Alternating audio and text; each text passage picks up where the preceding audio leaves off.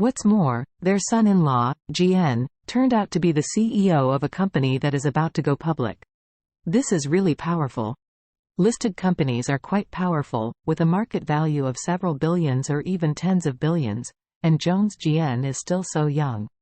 Give him a few more years, wouldn't he be a super rich man? Jacob also felt very hit. Back then, this Panming was his defeated man.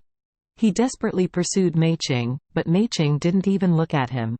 On the contrary, Meiqing had a soft spot for him. Now Panming is spreading rumors everywhere, saying that Meiqing only used him as a spare tire, which is nothing but bullshit. Back then, he and Meiqing were in love with each other, and they had long been private for life. The most precious first time Meiqing gave to him. It's a pity that the shameless woman Elaine made a pitfall. She got drunk and had a relationship with him, and then went to Meiqing to show off. In the end, Meiqing was hit hard and decided to go abroad. So speaking of it, today, he is completely harmed by Elaine. Otherwise, he must have been married to Meiqing, and even the two of them were likely to go abroad to study together and then stay abroad. When he thought of this, Jacob felt mixed, but more bitter. It's so painful that he just wants to cry now, and he doesn't bother to be familiar with Panming. Charlie received the WeChat from Isaac at this time, and in just a few minutes, he had obtained the detailed information of Panming's family. Panming, the deputy chief of the sales department of the petrochemical company, does have a bit of authority, earns a lot, and is greedy.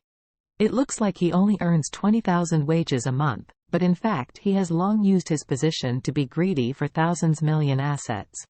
Some of the assets he embezzled were transferred abroad, some transferred to his daughter's name, and some were laundered by investing in Jones Jian's company. As for Jones Jian, a few years ago, he was still a stinker who failed many times in his business. Knowing that Panming is a small leader with real power in the petrochemical company, he went after his daughter frantically, and then quickly enlarged his daughter's belly. Immediately afterwards, Jones Jian married his daughter and asked him to support the business.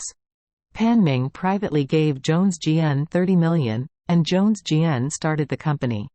Moreover, Jones Jian's Orus Hill DAS technology company is basically a money laundering company for several black gambling shops on Orus Hill Road. They built an internet crowdfunding app, and they called it free crowdfunding for sick patients. The result was that people on the road donated the black money in more than N accounts, and then aggregated them together. 1,100,000 donated to those fictitious patients. So the company's book performance is also very beautiful. And ironically, the biggest customer of Jones Jian's Orus Hill DAS technology company is Orville. Orville has several underground black gambling shops in Orus Hill, and a considerable part of the cash is laundered through the crowdfunding app of Orus Hill DAS technology company. After Charlie saw these messages, a gratified smile appeared on his face. Panming, Jones Jian. Let you have a while, waiting for you to have enough, waiting for you, there will be endless darkness.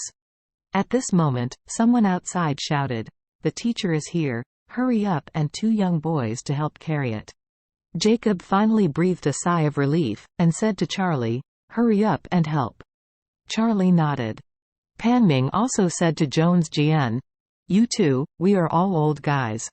We are not as good as your young ones, so we can't lift them anymore." "Okay."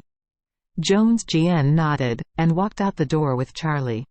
When he went downstairs, Jones Jian's nose was upright, and he didn't bother to look at Charlie. Charlie didn't bother to talk to him either. Anyway, this grandson and his Orus Hill DAS technology company were destined to be stunned today. However, Charlie still wanted to find a suitable time to give him a fatal blow. As the saying goes, extreme happiness produces sadness, and Jones Jian is not so happy yet. When they got downstairs, they saw an 80-year-old master with all white hair sitting in a wheelchair and looking up at the old school building. Next to him, there was a middle-aged man who saw Charlie came down and said with a smile, "It's really hard work for you. I've grown older, and I've grown older, so I really can't lift it. The teaching building of university is too old. There is not even an elevator installed. After I retired, he always wanted to come back to school to have a look, but my legs were inconvenient and couldn't go anywhere. The old master smiled and said, "Even if you look at me and don't let me move, otherwise I can climb over." The middle-aged man laughed and said, "Taught for a lifetime, haven't you been in school enough?" The old master shook his head, and said in a righteous manner, "Teaching and educating people is a lifetime matter." The middle-aged man smiled helplessly and said, "Okay, fulfill your wish today, and then teach your old students." Charlie listened in awe. The attitude of these older generation of educators to education can almost be called faith. A trace of disdain flashed across Jones GN's face, but he didn't say anything, just said, "Let's go up quickly, everyone is waiting." After finishing speaking, he looked at Charlie and said, "Hey, come and help me." Charlie didn't bother to look at him, and said lightly, "I'll do it alone, lest I don't cooperate with a clumsy person like you, and then fall or touch the old master." "Can you do it alone?" Jones GN had an expression of disbelief.